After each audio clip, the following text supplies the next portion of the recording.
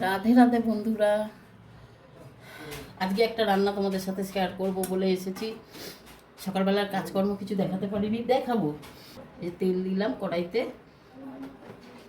এই মাছের ঝোলটার নাম দিয়েছে আমার মেয়ে অরেঞ্জ কালারের মাছের ঝোল, জানো? আমার মেয়ে নাম দিয়েছে, এটার নাম দিয়েছে অরেঞ্জ কালারের মাছের ঝোল। কেন বলো তো? এই যে দেখো, এই যে কুমড়ো দিয়েছি, আলু দিয়েছি, ঝিঙে দিয়েছি। ওই কুমড়োটার জন্য বলবে কি অরেঞ্জ কালারের মাছের ঝোল। আমাদের জন্য হয়েছে, আমাদের জন্য তোমার নিয়েছি হচ্ছে ফলি মাছ। এই যে ফলি মাছ, আর মেয়ের জন্য নিয়েছি কটা চিংড়ি মাছ।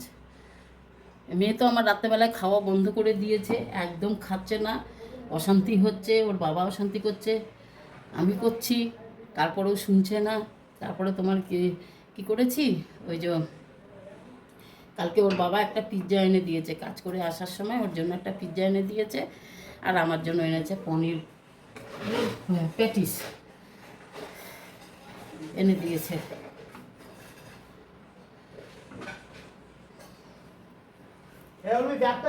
তোমরা ভালো আছো তো? আশা করছি তোমরা খুব খুব খুব ভালো আছো। কৃষ্ণের কৃপায়, বাবা লোকনাথের কৃপায় তোমরা খুব খুব খুব ভালো আছো। আমি জানি যে ভগবান কখনো আমাকে নিরাশ করবে না। আমি আমার বন্ধুদের খুব ভালোবাসি, ভীষণ ভালোবাসি। তাতে আমি জীবনে কোনো জন্য প্রতিষ্ঠিত হতে পারি বা না পারি, আমি তোমাদের খুব ভালোবাসি। আমার 127টা ফ্যামিলি আমার কাছে অনেক, মনে হয় 1,27,000 ফ্যামিলি আমার কাছে। আমি অল্পতেই খুব খুশি থাকতে ভালোবাসি। দেখো, তোমাদেরকে একটা কথা বলি, ভগবানের আশীর্বাদে আমার স্বামী ওলা উবের করে দুটো ডাল ভাত খাওয়াচ্ছে, কিন্তু আমি চাই যে আমার ভিডিও থেকে যদি আমি কিছু করতে পারি, তাহলে যেন আমি অনেক মায়েদের, অসহায় মায়েদের আমি পাশে যেন একটু দাঁড়াতে পারি। এটাই আমার স্বপ্ন। আমি জানি না আমার স্বপ্ন পূরণ হবে কি না। মানুষ তো বলে যে, সবাই বলে সবুরের ফল মিঠা হয়, তারপরে যে সয় সে রয়। আমি জানি না আমি কি হব না হব, আমার ভবিষ্যৎ কী আছে আমি কিছুই জানি না, সব জানে কৃষ্ণ।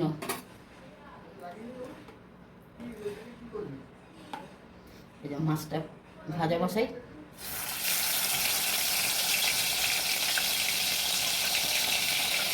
4 পিস মাছ নিয়েছি, ফলি মাছ।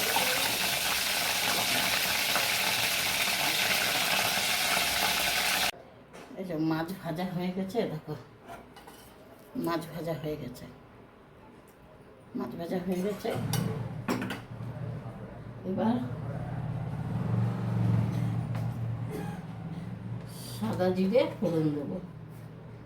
এ দেখো,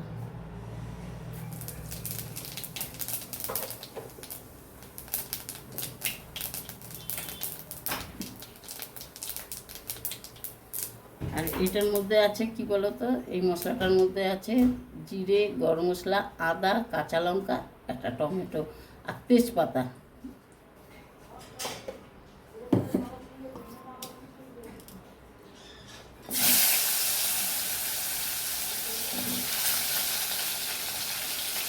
আলু, কুমড়ো আর এই যে চিংড়ি মাছটা না আমি আলাদা করে ভাজি না, রবাটার মতন হয়ে যায়, তো ওই জন্য চিংড়ি মাছটা দিয়ে দিলাম।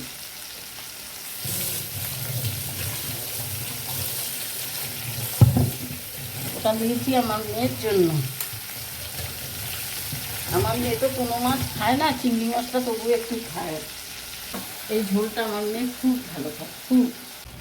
এবার ঝিঙেগুলো দিলাম, দিয়ে এটাকেও আবার কষাবো, কষিয়ে নিয়ে তারপরে ঝিঙেটা দিয়েছি, তো এই জন্য আঁচটা একটু বাড়িয়ে দিয়েছি, কারণ জলটা যাতে সেরকমভাবে না বেরোয়। আর নুন দিইনি, হলুদ দিয়ে দিয়েছি, মশলার সাথে নুনটা দেবো। এবার কষানো হয়ে গেছে, গ্যাসটা সিম করলাম, এবার মশলাটা দিয়ে দিলাম, দেবো। এই যে রাখুন মশলাটা, এবার মশলাটা দিয়ে দিচ্ছি।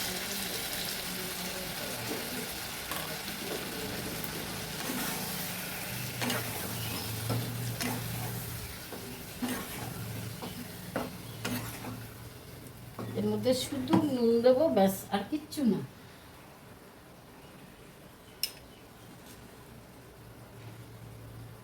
একবার, দুবার, তিনবার হয়ে গেল।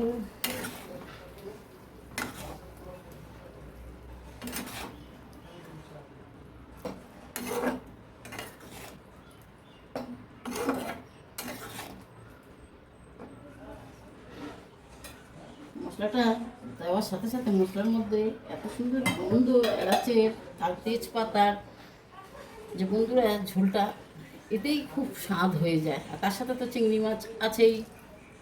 এটা ধুয়ে দিলাম জলটা, কারণ আমি মশলা নষ্ট করি না একটুকুও। দেখো পাকা লঙ্কা দিয়েছি বলে কেমন কালারটা হয়েছে। আমার না খুব ভালো লাগে পাকা লঙ্কা দিয়ে মাছের ঝোল ঝোল করতে, মানে কাঁচা লঙ্কাটা পেকে যায় যে, সেই আমার খুব ভালো লাগে। এবার এই ঝোলটার মানে এটার মধ্যে জল দেবো। দেখো মশলা পুরো কষানো হয়ে গেছে, আলুও সেদ্ধ হয়ে গেছে, কষাতে কষাতেই সেদ্ধ হয়ে গেছে সব, পুরো তেল ছেড়ে দিয়েছে। দেখো পুরো তেল ছেড়ে দিয়েছে। আর গন্ধটা তো তোমরা পাচ্ছ না, গন্ধটা আমি পাচ্ছি। এত সুন্দর গন্ধ বেরোচ্ছে, চিংড়ি মাছ, এলাচ, তেজপাতা সব।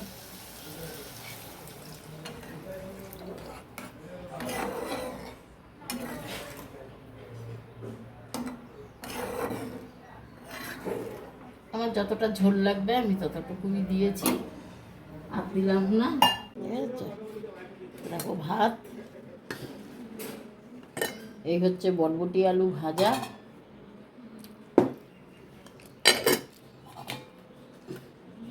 এই হচ্ছে কারি পাতা দিয়ে সর্ষে, শুকনো লঙ্কা, কালো জিরে ফোড়ন দিয়ে আমের ডাল, আর এই হচ্ছে আমার মেয়ের অরেঞ্জ কালারের মাছের ঝোল। এই দেখো, তার সাথে 4টে চিংড়ি মাছ আছে, আর তার সাথে 4টে ফলি মাছ আছে, এই দিয়ে দিয়েছি। তোমরা কে কীরকম আছো, রান্নাগুলো আজকে দেখালাম, আর তোমার মাছের ঝোলটা তোমাদের সাথে শেয়ার করলাম। আর প্রচুর কাজ করেছি। আজকে বৃহস্পতিবারে আমার গাছগুলোতে পুরো ধোয়ানো, মানি প্লান্ট গাছ, তারপর লাকি বাম্বু গাছ, সমস্ত গাছকে পরিষ্কার করার, মানে বৃহস্পতিবার দিন আমি করি। অ্যালোভেরা সব দিয়ে একদম পরিষ্কার করেছি, করে কাজকর্ম সেরে রান্নাবান্না, বাজারে গেছি, আবার বাজার থেকে এসে আবার মাছটা রান্না করলাম। বরবটি আলু ভাজা আর আমের ডাল ভাত করে রেখে গেছি। টেনশান হচ্ছে তো, ভালো লাগছে না আজ, মানে গতকাল বাজার করবার, তার আগের দিন বাজার করবার টাকা দিয়ে রেখেছে, আমি করিনি। আজকে না গেলে পর ওর উপায় ছিল না আমার, তাই জন্য তোমার আজকে গেলামই বাজারে। বাজার থেকে এসে তারপরে মাছটা রান্না করলাম, তোমাদের সাথে শেয়ার করলাম। আর তোমার আসলে কি বলো তো, আমার যে নেশাটা এখন হয়েছে ভিডিও করার, সেই নেশাটা যদি আমার 4 বছর আগে থাকতো না, তাহলে আমার উপকার হতো। তখন আমার এই নেশাটা ছিল না। আর এখন আমার এত নেশা উঠেছে যে তোমার ভিডিও না করলে আমার ভালো লাগে না। ছোট ভিডিও হোক তবুও আমাকে করতেই হবে। তোমাদের কাছে না আসলে আমার একটুকুও ভালো লাগে না, একটুকুও না। তা তোমরা কে কোথা থেকে আমার ভিডিওটা দেখছো, যদি ভালো লাগে তো লাইক, কমেন্ট, শেয়ার করো, আর সাবস্ক্রাইব করে দিও, তাহলে আমার উপকার হবে। আর তোমরা ভালো আছো তো? নিশ্চয়ই ভালো আছো, আমার কৃষ্ণের কৃপায় নিশ্চয়ই ভালো আছো, বাবা লোকনাথের আশীর্বাদে। আগামীকাল আমার মেয়ের রেজাল্ট, খুব টেনশান। আমি মেয়েকে বলছি কি, শোনা, তুই যখন অনলাইনে রেজাল্টটা দেখবি তখন আমি রাস্তায় বেরিয়ে যাব, রাস্তায় ঘুরবো, তোর যখন দেখা হয়ে যাবে তুই যখন চিৎকার করে বলবি মা তাড়াতাড়ি আসো, তখন আমি এসে ঘরে ঢুকবো। আমি কোনো রান্নাবান্না করবো না, সকালে তোকে দুধ হরলিক্স করে দেবো, আমরা একটু চা খাবো, তারপর থেকে আমি রাস্তায় ঘুরবো। আমি জানি না কালকে ভিডিও তোমাদেরকে দিতে পারবো কি না পারবো, কারণ টেনশানে জানো তো আমার যে কী হাল হয়, সে তো শুধু আমি জানি আর ভগবান জানে, বাবা লোকনাথ জানে। তা তোমরা খুব খুব খুব ভালো থাকবে, নেগেটিভ ভাববে না, সবসময় পজিটিভ ভাববে, নেগেটিভকে ধারের কাছে আসতে দেবে না। আর আমার মেয়েকে অনেক অনেক আশীর্বাদ করো, ও যেন খুব ভালো রেজাল্ট করতে পারে। ও প্রচুর খেটেছে, প্রচুর খেটেছে, তা ও যেন খুব ভালো রেজাল্ট করতে পারে। তারপরে যদি কালকে না ভিডিও করতে পারি, সেজন্য আজকে তোমাদেরকে জানিয়ে দিলাম। যদি না করতে পারি তো, আর যদি পারি একটুখানির জন্য হলো তোমাদের সামনে আসবো রেজাল্টটা বেরিয়ে যাওয়ার পরে। রেজাল্টটা তো কালকে দেবে না স্কুল থেকে, কালকে জানতে পারবে, লিস্টটা নেবে, তারপরে অনলাইনে দেখে নেবে। টেনশন হচ্ছে, মনে হচ্ছে আমি পরীক্ষা দিয়েছি। আমার মেয়ে বলছে কি, রেজাল্টটা কার বেরোবে? মা আমার না তোমার? আচ্ছা আমার বেরোবে। হাসছে মানে। ভালো থেকো, সুস্থ থেকো, জল খাবে, প্রচুর পরিমাণে জল খাবে। আজকে আবার রোদ উঠেছে, দেখো না, সাঁ সাঁ করে রোদ উঠেছে, মনে হচ্ছে যেন একদম ফাটিয়ে দিচ্ছে গরমে। এই দুদিন ওয়েদারটা খুব ভালো গেছে। ভালো থেকো।